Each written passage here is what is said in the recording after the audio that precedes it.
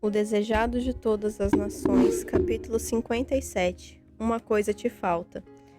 Este capítulo é baseado em Mateus, capítulo 19, dos versos 16 a 22, Marcos, capítulo 10, dos versos 17 a 22, Lucas, capítulo 18, dos versos 18 a 23. E pondo-se a caminho, correu para ele um homem, o qual se ajoelhou diante dele e lhe perguntou: Bom mestre, que farei para herdar a vida eterna? Marcos 10, 17. O jovem que fez essa pergunta era príncipe. Tinha grandes haveres e ocupava a posição de responsabilidade. Viu o amor que Cristo manifestara para com as crianças que lhe foram levadas. Viu quão ternamente as recebera e tomara nos braços, e o coração encheu-se-lhes de amor para com o Salvador. Sentiu o desejo de ser seu discípulo. Tão profundamente movido foi que, ao seguir Cristo seu caminho, correu após ele e, ajoelhando-se aos seus pés, dirigiu com sinceridade e fervor a pergunta tão importante para sua alma e a de toda criatura humana. Bom mestre, que farei para herdar a vida eterna? Por que me chamas bom? Disse Jesus. Ninguém há bom senão um que é Deus. Marcos 10, 18. Jesus desejava provar a sinceridade do príncipe e verificar em que sentido o considerava bom. Compreenderia ele que aquele a quem falava era o Filho de Deus? Qual o verdadeiro sentimento de seu coração? Esse príncipe tinha em alta conta sua própria justiça. Não pensava, na verdade, que faltasse em qualquer coisa. Contudo, não estava de todo satisfeito. Sentia a falta de algo que não possuía. Não poderia Jesus abençoá-lo assim como fizera as criancinhas e satisfazer-lhe a necessidade espiritual? Em resposta a essa pergunta, Jesus lhe disse que a obediência aos mandamentos de Deus era necessária se ele queria obter a vida eterna, e citou vários dos mandamentos que mostram os deveres do homem para com seus semelhantes. A resposta do jovem foi positiva.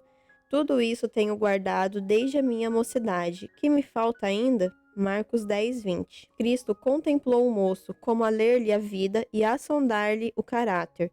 Amou e ansiou dar-lhe aquela paz, graça e alegria que lhe haviam de mudar essencialmente o caráter. Falta-te uma coisa, disse, vai, vende tudo quanto tens e dá-o aos pobres e terás um tesouro no céu, e vem e segue-me. Marcos 10, 21. Cristo foi atraído para esse jovem. Sabia ser ele sincero em sua declaração. Tudo isso guardei desde a minha mocidade. O Redentor almejou criar nele aquele discernimento que o habilitaria a ver a necessidade da devoção da alma e da bondade cristã. Anelou ver-lhe um coração humilde e contrito, consciente do supremo amor a ser dedicado a Deus, e ocultando a própria deficiência na perfeição de Cristo. Jesus viu nesse príncipe exatamente o auxílio de que necessitava, caso se viesse a tornar seu cooperador na obra da salvação. Se colocasse sob a direção de Cristo, seria uma força para o bem. O príncipe poderia, de maneira notável, haver representado o Salvador, pois era dotado de qualidades que, uma vez unido a Jesus, o habilitariam a tornar-se uma força divina entre os homens. Cristo, lendo-lhe o caráter, o amou. No coração do moço estava desabrochando o amor para com Cristo, pois amor suscita amor. Jesus anelou vê-lo como cobreiro seu, ansiou torná-lo semelhante a si próprio, um espelho em que se refletisse a semelhança divina. Anelou desenvolver-lhe a excelência do caráter e santificá-lo para o serviço do Mestre. Houvesse esse príncipe se entregado então a Cristo e teria crescido na atmosfera de sua presença. Houvesse feito essa escolha e quão diferente teria sido seu futuro. Falta-te uma coisa, disse Jesus. Se queres ser perfeito, vai, vende tudo o que tens e dá-o aos pobres, e terás um tesouro no céu. E vem e segue-me. Marcos 10, 21. Cristo leu no coração do príncipe. Uma só coisa lhe faltava, mas essa era um princípio vital. Carecia do amor de Deus na alma. Essa falta, a menos que fosse suprida, demonstrar-se-ia fatal para ele. Toda sua natureza se corromperia com a condescendência, fortalecer-se-ia ao egoísmo. Para que recebesse o amor de Deus, deveria ser subjugado o seu supremo amor do próprio eu. Cristo submeteu esse homem a uma prova, chamou-o a escolher entre o tesouro celestial e a mundana grandeza. Era-lhe assegurado o tesouro celeste caso seguisse a Cristo. Devia, porém, render o próprio eu, entregar à vontade a direção de Cristo. A própria santidade de Deus foi-lhe oferecida. Tinha o privilégio de tornar-se filho de Deus e co-herdeiro de Cristo no tesouro celestial, mas devia tomar a cruz e seguir o Salvador na vereda da abnegação. As palavras de Jesus ao príncipe representavam em verdade o convite. Escolhei hoje a quem servais. Josué 24:15. A escolha foi deixada ao seu arbítrio. Jesus estava sequioso de sua conversão. Mostrara-lhe o foco infeccioso no caráter e com que profundo interesse observava o resultado ao pesar o jovem a proposta. Se decidisse seguir a Cristo, deveria em tudo obedecer-lhe as palavras. Deveria dar as costas a seus ambiciosos projetos. Com que vivo, ansioso anelo, com que sede da alma contemplava o Salvador, o moço, esperando que cedesse ao convite do Espírito Santo. Cristo apresentou os únicos termos que poderiam colocar o príncipe em condições de aperfeiçoar o caráter cristão. Suas palavras eram palavras de sabedoria, conquanto parecessem severas e exigentes. Aceitá-las e obedecer-lhes era a única esperança de salvação para o jovem. Sua elevada posição e os bens que possuía estavam exercendo em seu caráter uma sutil influência para o mal.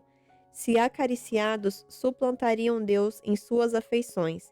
Reter do Senhor pouco ou muito era conservar aquilo que lhe diminuiria a força e a eficiência moral. Pois, se as coisas deste mundo são nutridas, embora incertas e sem valor, tornar-se-ão de todo absorventes. O príncipe foi pronto em discernir o que as palavras de Cristo envolviam e ficou triste. Houvesse compreendido o valor do dom oferecido e desde logo se teria alistado entre os seguidores de Cristo. Era membro do honrado conselho dos judeus, e Satanás o estava tentando com lisonjeiras perspectivas quanto ao futuro. Queria o tesouro celestial, mas desejava igualmente as vantagens temporais que as riquezas lhe trariam. Entristeceu-se de que existissem essas condições. Queria a vida eterna, mas não estava disposto a fazer o sacrifício.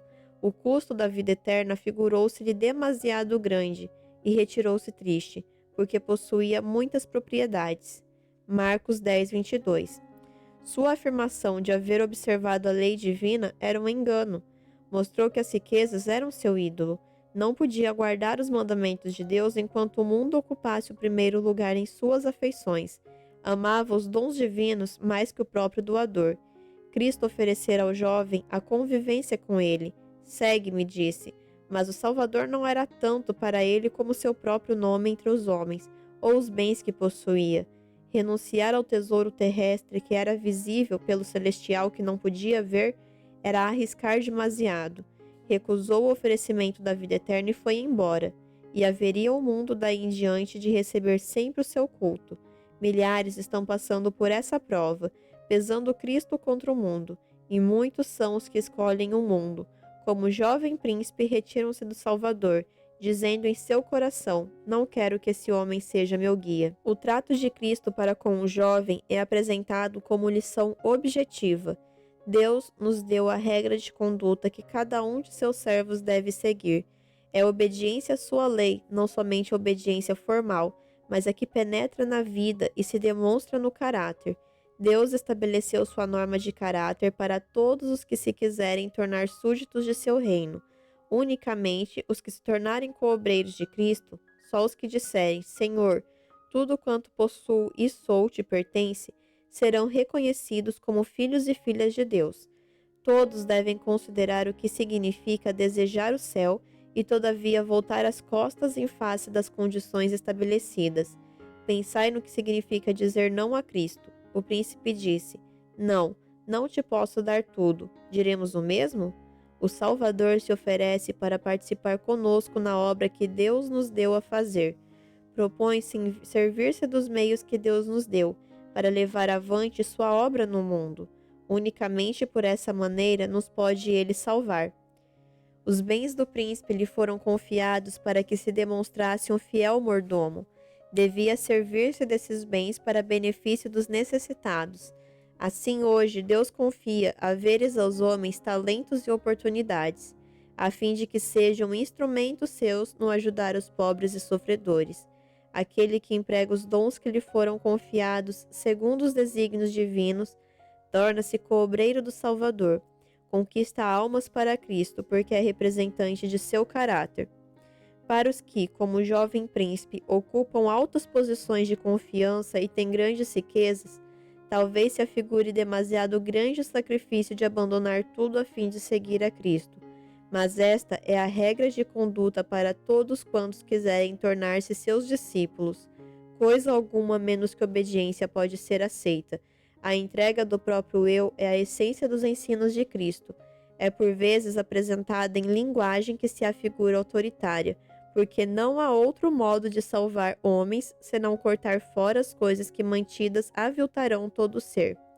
Quando os seguidores de Cristo lhe devolvem o que lhe é devido, estão acumulando o tesouro que lhe será entregue quando ouvirem as palavras: Bem está, bom e fiel servo, entra no gozo do teu Senhor. Mateus 25, 23. O qual, pelo gozo que lhe estava proposto, suportou a cruz, desprezando a afronta, e assentou-se à destra do trono de Deus. Hebreus 12, 2. A alegria de ver pessoas redimidas, eternamente salvas, eis a recompensa de todos os que assentam os pés nas pegadas daquele que disse: Segue-me.